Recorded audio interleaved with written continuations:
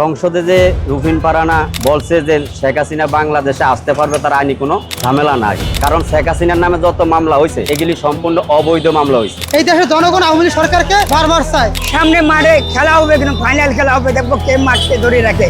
এবং বাংলাদেশের 18 কোটি জনগণ জানে যে শেখ হাসিনার নামে একটা মিথ্যা মামলা দেওয়া হয়েছে। সংসদে যে রুফিন পারানা বলছে যে শেখ হাসিনা বাংলাদেশে আসতে পারবে, তার আইনি কোনো ঝামেলা নাই। উনি ওনার জায়গার থেকে সঠিক কথাটাই বলছে। কারণ শেখ হাসিনার নামে যত মামলা হয়েছে এগুলি সম্পূর্ণ অবৈধ মামলা হয়েছে। এই অবৈধ মামলা কখনো উচ্চ আদালতে টিকে না। এই রুফিন পারানা একজন আইনজীবী হিসেবে উনি বুঝতে পারছে যে এই সমস্ত মামলার কোনো ভ্যালু নাই, যার কারণে রুফিন পারানা আইনি জায়গার থেকেই উনি এই কথাটা বলছে যে আইনি কোনো সমস্যা নাই। উনি জানে শেখ হাসিনার নামে যতগুলি মামলা হয়েছে এগুলি সম্পূর্ণ বানোয়াট মিথ্যা মামলা, এগুলি কখনো টিকবে না। এই জন্য রুফিন পারানা এই কথাটা বলছে।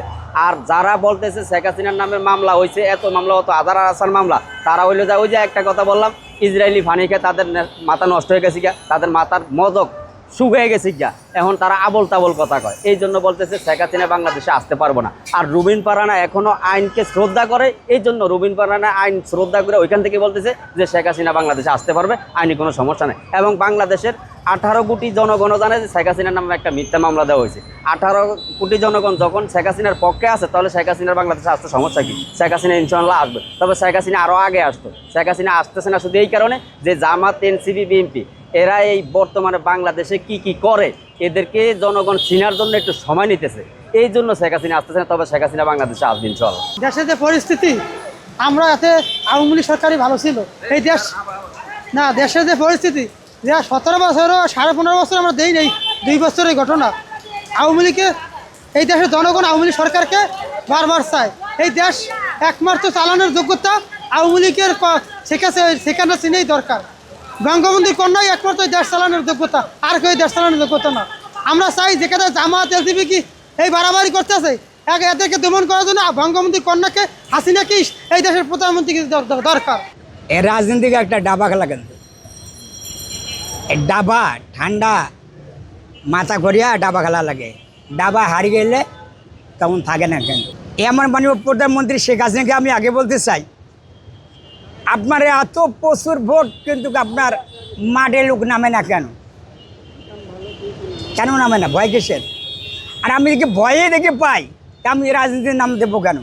তারই যে বলতে চাই, এ মাঠ মন থেকে মানুষকে ভালোবাসতে হবে, মাঠকে ধরে রাখতে হবে। সামনে ফাইনাল খেলা, কিন্তু সামনে ফাইনাল খেলা, মাঠকে যে ধরে রাখতে পারবে সে পাস করবে। এটা হলো মনের ভালোবাসা, মানুষের মনের ভালোবাসা।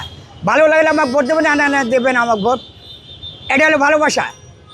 আমি জানি না যে মাঠকে ধরে রাখতে পারবে সে অবশ্যই জয় হবে। আমরাও চাই সামনে মাঠে খেলা হবে, কিন্তু ফাইনাল খেলা হবে, দেখবো কে মাঠকে ধরে রাখে।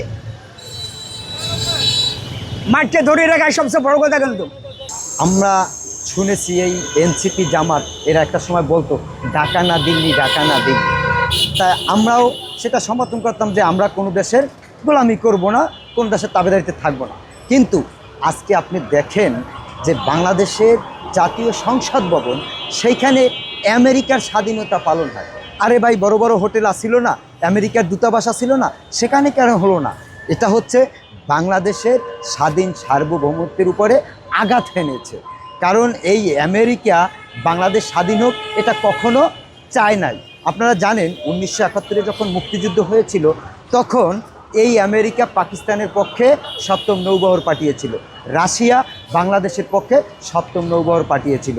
তখন কিন্তু এই পাকিস্তানি হায়নাদাররা এই পালিয়ে যেতে বাধ্য হয়েছে।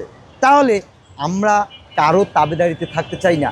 আজ তারা যারা ঢাকা না দিল্লি স্লোগান দিয়েছিল, তারা কেন বলে না ঢাকা না ওয়াশিংটন, ঢাকা না ওয়াশিংটন? মানে এটা ছিল একটা মেটিকুলার ডিজাইন, এবং বাংলাদেশের এই স্বাধীনতাকে বিনষ্ট করার জন্য তাদের একটা পায়তারা ছিল, এবং তারা সেটাই করতেছে। এটা এখন জনগণ স্পষ্ট বুঝে গেছে।